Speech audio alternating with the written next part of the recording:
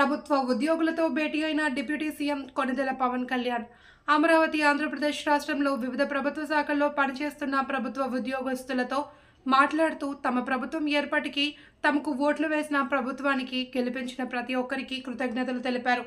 అదేవిధంగా ప్రభుత్వ ఉద్యోగస్తులకు రావాల్సిన బకాయిలు కూడా త్వరలో అందిస్తామన్నారు. తన తండ్రి కూడా పోలీస్ శాఖలో ఒకానొక సమయంలో ఉద్యోగి అన్నారు. అందువల్ల తనకు ప్రభుత్వ ఉద్యోగస్తుల యొక్క కష్టసుఖాలు తెలుసుకుని ఖచ్చితంగా ప్రభుత్వం నుంచి రావాల్సిన టీఏడీఏలు అందజేస్తామన్నారు. ఈ వివరణ పట్ల ప్రభుత్వ ఉద్యోగస్తులు అందరూ సంతోషం వ్యక్తం చేశారు. గత ప్రభుత్వం వాళ్ళందరినీ భయపెట్టింది, అదని అర్థం చేసుకోగలం. కానీ మేము మీకు భుజం కాసే వ్యక్తులు. మేము అందుకే ఒక వ్యవస్థని తిరిగి బలోపేతం చేయాలంటే చాలా చాలా కష్టసాధ్యమైంది. నాకు నిజంగా చెప్పాలంటే ఒకసారి నాకు ఇది నేను చాలా ఆనందంగా ఎంచుకున్న శాఖ. నేను ప్రభుత్వ ఉద్యోగ కొడుకుని, ఆ జీతాల మీద మేము పెరిగిన వాడిని. మా నాన్న జీతాలు రాకపోతే మమ్మల్ని స్కూల్ బయటికి పంపించి మళ్ళీ జీతాలు వచ్చిన తర్వాత మళ్ళీ స్కూల్లోకి ఎలవ్ చేసినాయి. అవి కూడా ఉన్నాయి నా సంఘటన. అలాంటి సంఘటనలు ఉన్నాయి. అందుకని కష్టాన్ని అర్థం చేసుకోగలను. అంటే 1వ తారీఖు జీతం రాకపోతే ఏమవుద్దు నాకు అనుభవం ఉంది. నాకు అలాగే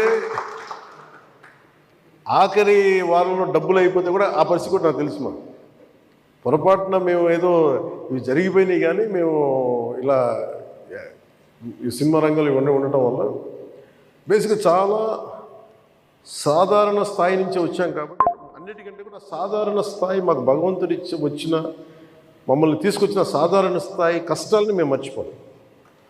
అందుకని ఈ రోజున రోడ్ల మీద బయటికి వెళ్ళి ఎందుకు ఆగి ఎందుకు మాట్లాడుతానంటే ఆ కష్టం ఎలా ఉంటుందో నాకు తెలుసు.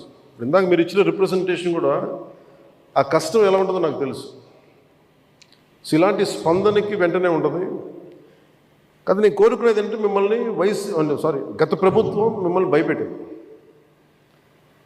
అంతకుముందు ఉన్న ప్రభుత్వంకి మీరు ఏదైనా ఒక నిరసన చెప్పడానికి చాలా బలంగా చెప్పగలిగేవారు. కానీ ఇప్పుడున్న కూటమి ప్రభుత్వం మీకు అండగా నిలబడుతుంది. ఫస్ట్ ముందస్తుగా మేము మీతో గొడవ పెట్టుకోవడానికి లేదు ఫస్ట్. ఎందుకంటే బ్యాడ్ బ్లడ్ ఉండకూడదని ఫస్ట్ ఫోన్ చేశాను మీకు. అరే వస్తే నువ్వు కలవలేదండి, నువ్వు కూర్చొని పెద్ద ఆఫీసులను కలుస్తాం, మమ్మల్ని కలవవా అనే ఒక చిన్న బాధ ఏదైనా ఉంటుంది. ఎందుకంటే నాకు తెలుసు, మా నాన్న బాధ నాకు తెలుసు. అందుకని వెంటనే ఫోన్ చేశాను.